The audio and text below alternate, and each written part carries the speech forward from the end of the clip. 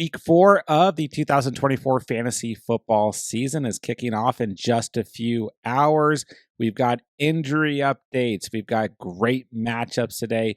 We've got bad matchups today. We have to get ready for all kinds of excitement and all kinds of disappointment. And with the season we've had so far, here are 10 things you need to know going into today's action to get you ready for week 4 of 2024 fantasy football. Before we break down those 10 things, let me remind you guys that Underdog is the place you want to be if you want to get in on additional fantasy football action all season long.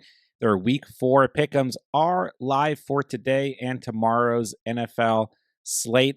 And Underdog is giving every new customer who signs up with promo code The Catch a Lamar Jackson over half of a total yard pick'em to use towards today's action. And on top of that, all new Underdog users who sign up with the promo code The Catch are also going to receive a 50% deposit match up to $1,000. So that's a free pick'em and up to $1,000 in bonus cash when you sign up with promo code The Catch. That link is down below. First things first, let's talk about the fact that Jordan Love is going to play, expected to play here in week 4 against the Minnesota Vikings. I kind of talked about this early in the week.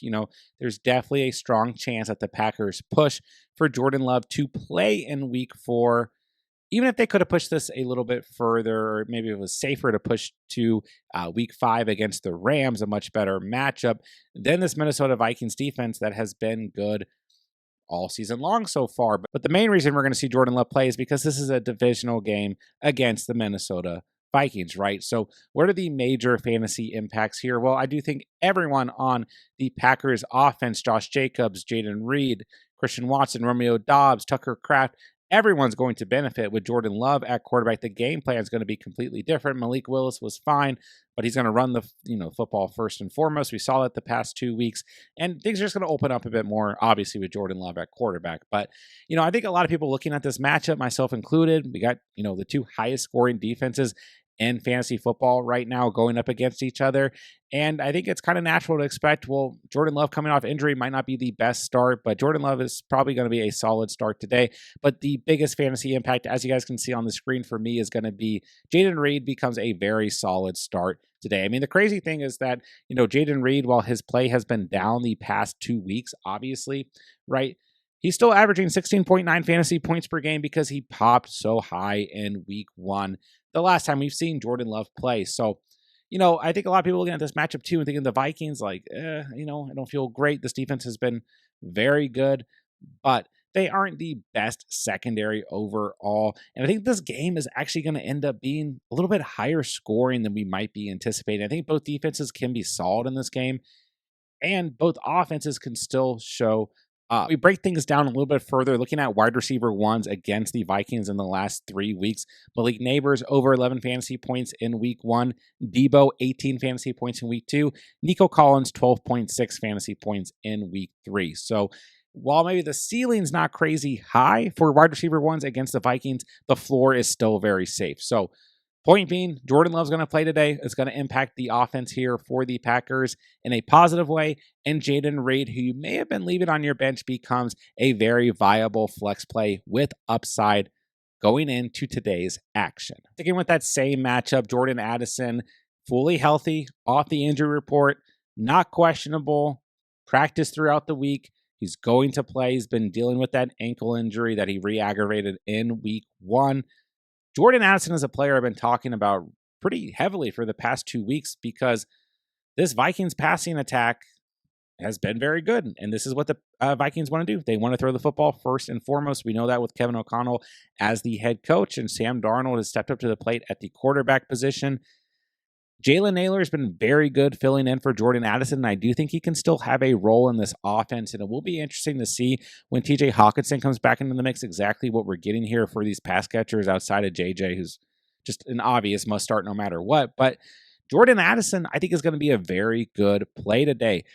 Jair Alexander, at the time of recording this, is questionable. And while the rest of the Packers, secondary has been good, Jair has 2 interceptions through the first 3 games, all of that stuff. If Jair doesn't play, once again, I think there's a strong chance that we see the defenses kind of bend in this matchup between the Packers and the Vikings. So Jordan Addison off the injury report. Naylor has been good. JJ is going to be a stud, but Addison, who had 10 touchdowns in his rookie season and just under 1,000 receiving yards, I think is going to step up to the plate. This is still a player that was drafted in the kind of the middle round area, 6th, maybe 7th round, depending on your league size. Like, we all expected still pretty solid things out of Jordan Addison, as long as he was healthy and there was no suspension from, the incident in the offseason. So Addison's healthy. He's not suspended. This is going to be a good competitive game script. And while Green Bay's secondary has resulted in, the Green Bay Packers defense scoring a lot in fantasy, they're still just 19th against the position. Plus, anytime the Vikings are lining up, we're applying all the defensive pressure to Justin Jefferson first and foremost. Like I said, Naylor's been good. Could allow for some big sneaky plays for Jordan Addison. If you own him, he becomes a solid flex play here in week 4. All right, next up, we're going to talk about the Bears wide receivers. Keenan Allen is trending towards playing. He is still technically listed as questionable, but all signs are leading to Keenan Allen playing, and he is planning on playing, after dealing with that heel injury. Now, how does this impact the rest of the Bears wide receivers? Obviously, all these guys have a fantastic matchup today against the Rams secondary that has just been getting burnt all season long. But obviously last week, burnt by Jawan Jennings almost exclusively, for over 50 fantasy points or whatever it was, right? 3 touchdowns. So there's a lot of really good, potential for all of the Bears wide receivers today. But I want to talk specifically about Rome Odunze, who's coming off of a 23.4 fantasy performance against the Colts in week 3, 11 targets, 6 receptions, 112 receiving yards, a touchdown, 23.4 fantasy points. Great, right? And I think a lot of people were looking to start Rome Odunze this week, but now maybe a little bit leery because Keenan Allen's going to play. Well, I say don't be. I think Rome Odunze is the clear-cut, or at least rolling into the clear-cut wide receiver 2 here for the Bears. And Keenan Allen, sure, 11 targets week 1, but you got to get your rookie receiver kind of up to speed here. And now coming off of that week 3 performance, I think he is definitely up to speed. Just such great potential in the flex for Rome Odunze today. Yes, this offensive line is still bad, but we got some hope out of the quarterback position last week in rookie Caleb Williams. And I always talk about rookie quarterbacks who come into the league with a rookie wide receiver. There always seems to be some sort of unique connection when that happens. And I think that's going to continue to flourish for Caleb Williams and Rome Odunze. So, DJ Moore is still the wide receiver 1 here easily, and Cole Kmet's going to get targets today.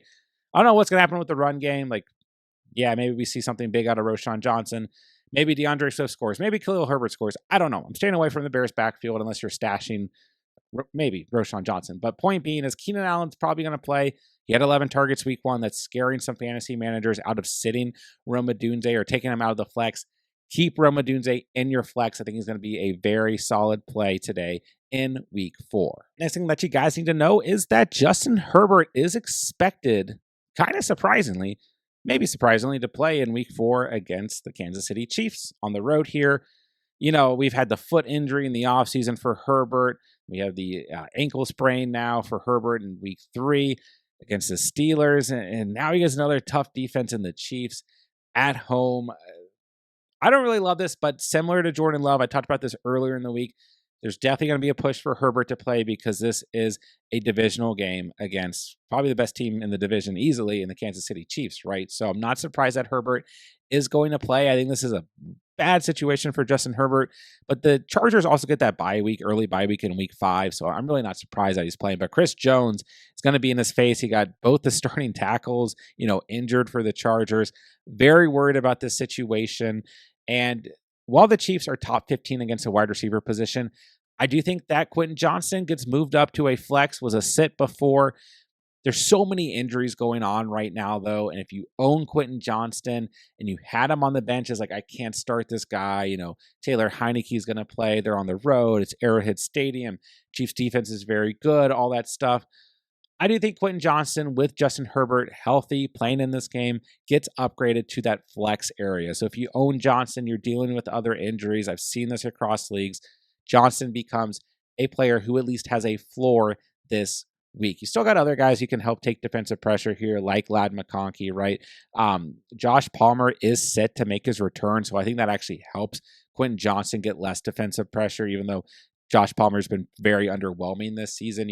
The run game's probably going to struggle. Listen, I don't think it's going to be a great day for the Chargers, but I think that the opportunity presents itself with Justin Herbert now active as the QB1 and not Heineke or Easton Stick, right? So, yeah, I'm a little shaky about the Chargers, but if you don't have better options, Quentin Johnston for me, who has been good this season, sitting at the wide receiver 14 and has scored 3 touchdowns in the last 2 weeks, has this chemistry, has this red zone chemistry with Justin Herbert, becomes a viable flex option here in week 4. All right, next thing you need to know, which we've kind of talked about all week long, is that the Washington Commanders still have the worst secondary in the league and are giving up the most fantasy points to the wide receiver position easily so far on the season. So Michael Wilson is sitting at 27% rostered at the time I am recording this, and Greg Dortch is sitting at 16% rostered.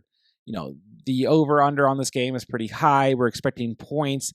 The Cardinals defense has not been great. The Commanders defense has been really bad. Got Jaden Daniels kind of looming right now. Had that big Monday night performance. You've got Kyler Murray still playing very well. But the other big thing here is, on top of the Commanders secondary being so bad, is that Trey McBride has been ruled out with that concussion. So we've got a great opportunity for Michael Wilson, who I know I've talked a lot about throughout the week, but also for Greg Dortch. So you guys kind of got to evaluate this, right? Are you in a 16-man league and you need help? Greg Dortch is very lowly rostered, and you can plug in, cross your fingers. He hasn't been as good, right? 6.9 fantasy points per game compared to Michael Wilson's 9 fantasy points per game. Greg Dortch, no touchdowns on the season. Michael Wilson, 1 touchdown.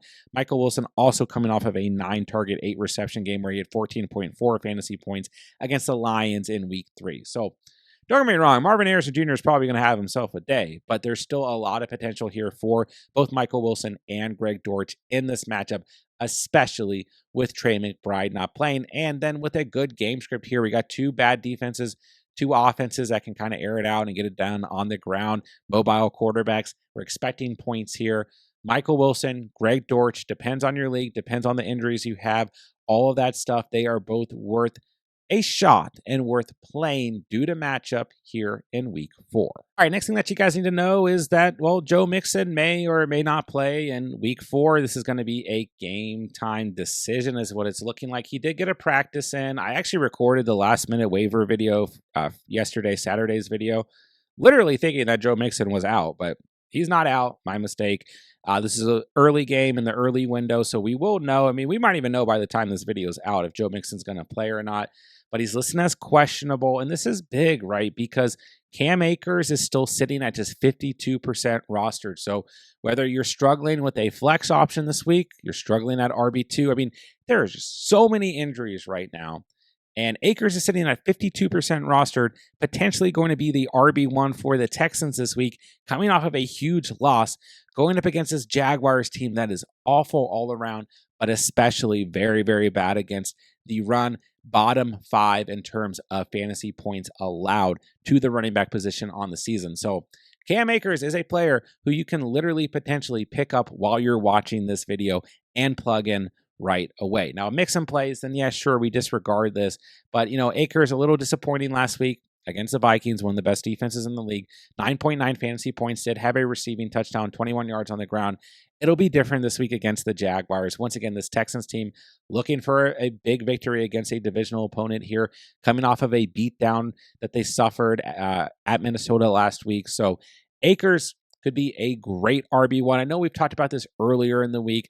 I know it's been probably mentioned across different, fantasy content creators and whatever you guys bring in for your fantasy preparation, but he's still sitting at just 52% rostered because Mixon has still sat at questionable all week long.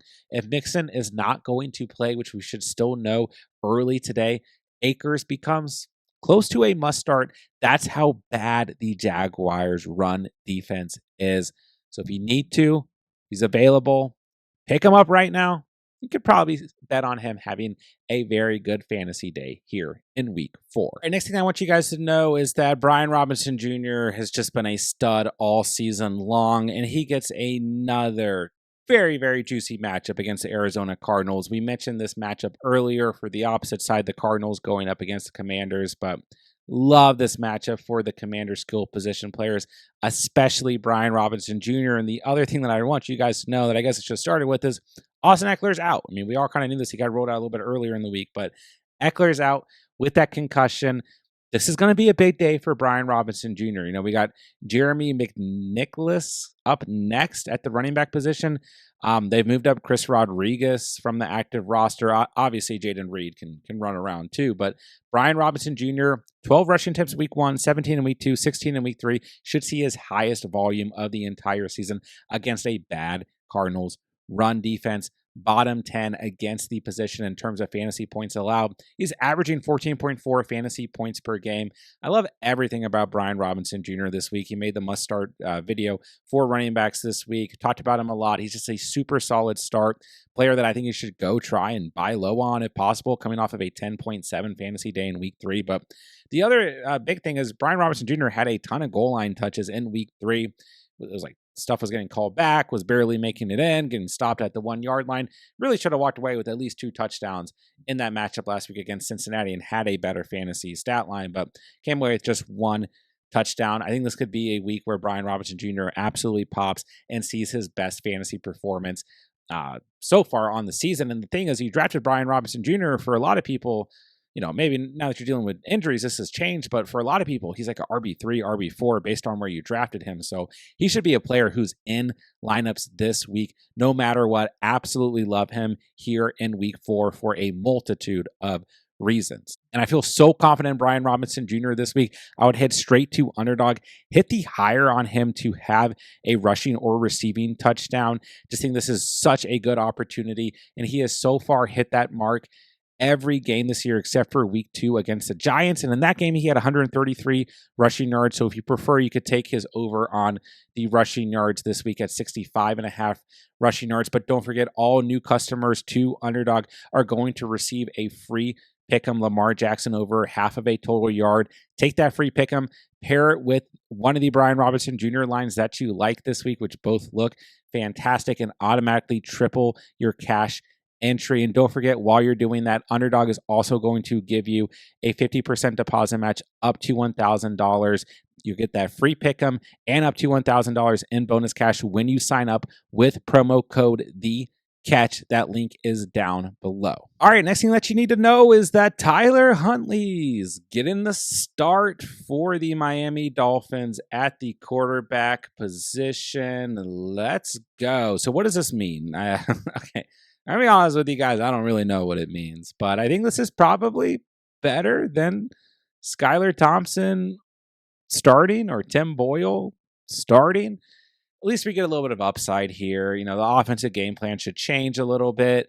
But let's take a look at Tyreek Hill and Jalen Waddle, who've been kind of downgraded like throughout the week to that like flex area. Like, do I want to trust this situation? It's not a great matchup. Tennessee's actually been very good against opposing wide receivers, the 3rd fewest fantasy points to wide receivers on the season so far. But you know what? I've gone back and forth on this throughout the week, and it really depends on your roster, your scoring format, you know, league size, all of that stuff.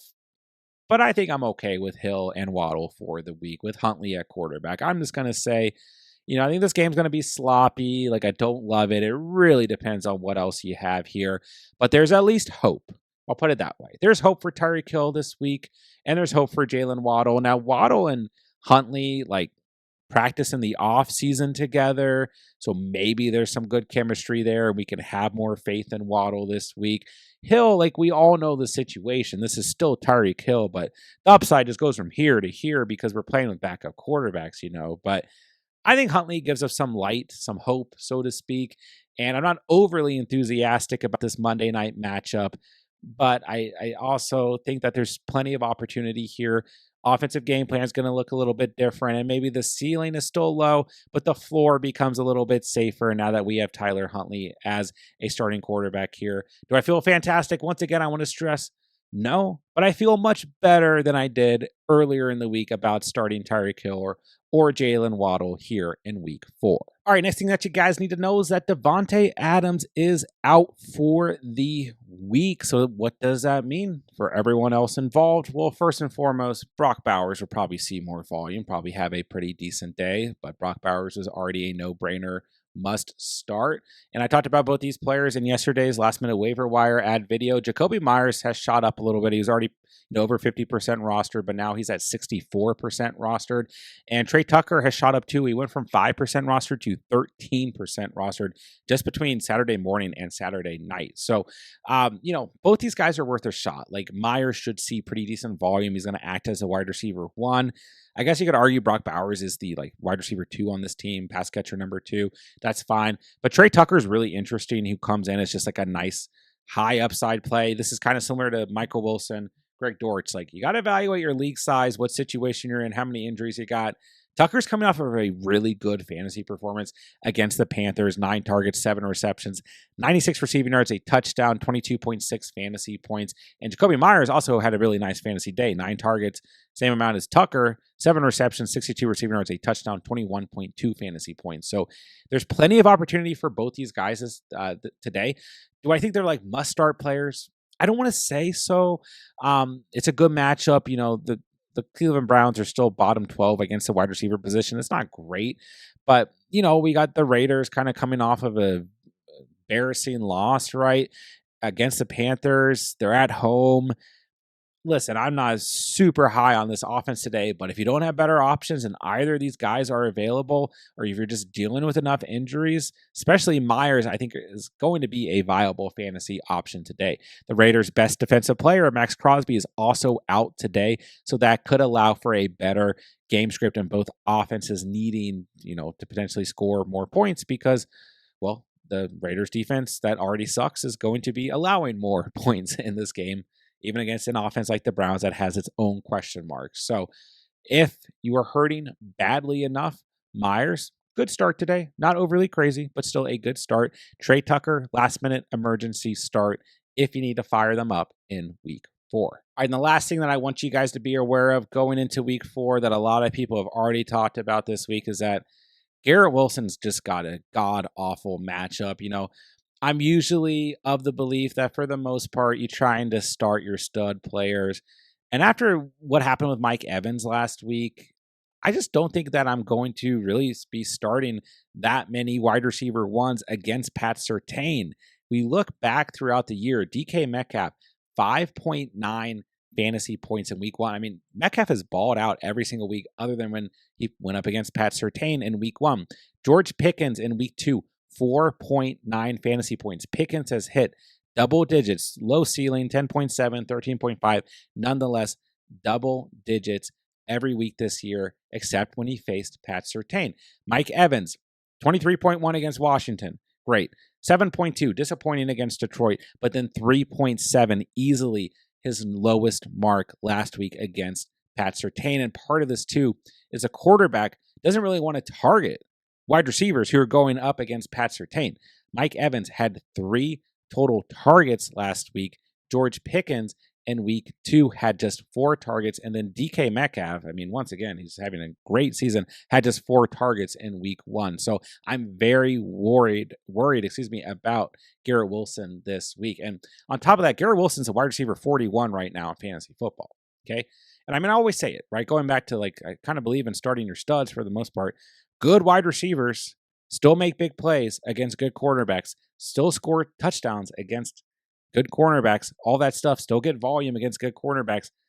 But right now, the cornerback that I want to avoid the most in the NFL from a fantasy perspective is Pat Surtain for all the reasons we just went over. But like I said, Wilson is a wide receiver 41 right now. He's not really playing at a high ceiling. 12 fantasy points, 10.2 fantasy points. We finally saw a touchdown out of Wilson in week 3 and just 14.3 fantasy points. So Wilson, if you're in a bad enough situation, like I've said throughout the video, there's a ton of injuries right now. I get it.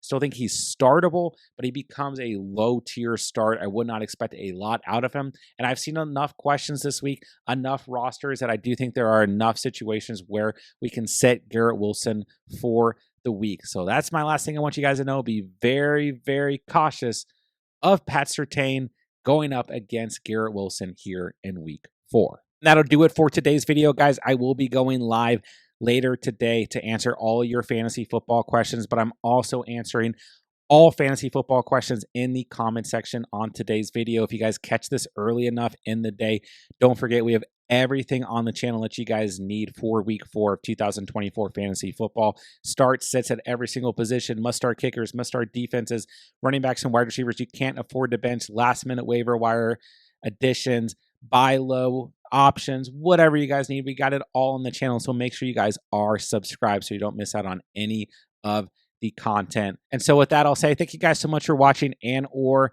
listening. Good luck in week 4. And remember, you saw it here on The Catch.